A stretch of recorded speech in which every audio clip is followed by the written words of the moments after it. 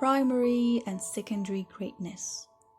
My experience with my son, my study of perception, and my reading of the success literature coalesced to create one of those aha experiences in life when suddenly things click into place.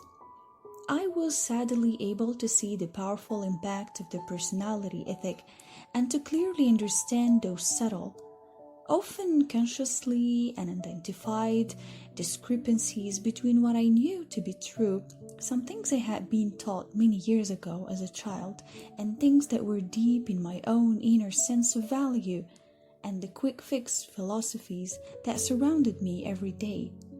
I understood at a deeper level why, as I had worked through the years with people from all walks of life, I had found that the things I was teaching and knew to be effective were often at a variance with these popular voices. I'm not suggesting the elements of the personality ethic, personality growth, communication skill training, and education in the field of influence strategies and positive thinking are not beneficial. In fact, sometimes essential for success.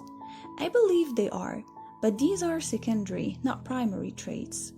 Perhaps in utilizing our human capacity to build on the foundation of generations before us, we have inadvertently become so focused on our own building that we have forgotten the foundation that holds it up, or in reaping for so long where we have not sown, perhaps we have forgotten the need to sow.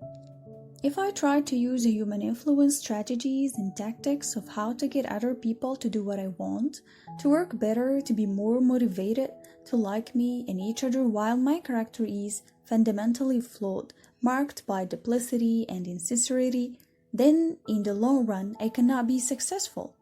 My duplicity will breed distrust, and everything I do, even using so-called good human relations techniques, will be perceived as manipulative. It simply makes no difference how good the rhetoric is or even how good the intentions are. If there is little or no trust, there is no foundation for permanent success. Only basic goodness gives life to technique. To focus on technique is like cramming your way through school. You sometimes get by, perhaps even get good grades. But if you don't pay the price day in and day out, you never achieve true mastery of the subjects you study or develop an educated mind. Did you ever consider how ridiculous it would be to try to cram on a farm, to forget to plant in the spring, play all summer, and then cram in the fall to bring in the harvest? The farm is a natural system. The price must be paid and the process followed. You always reap what you sow. There is no shortcut. This principle is also true ultimately in human behavior, in human relationships. They too are natural systems based on the law of the harvest.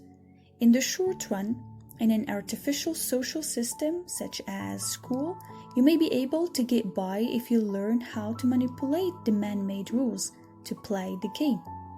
In most one-shot or short-lived human interactions, you can use the personality ethic to get by and to make favorable impressions through charm and skill and pretending to be interested in other people's hobbies. You can pick up quick, easy techniques that may work in short-term situations, but secondary traits alone have no permanent worth in long-term relationships. Eventually, if there isn't deep integrity and fundamental character strength, the challenges of life will cause true motives to surface, and human relationship failure will replace short-term success. Many people with secondary greatness, that is social recognition of their talents, lack primary greatness or goodness in their character.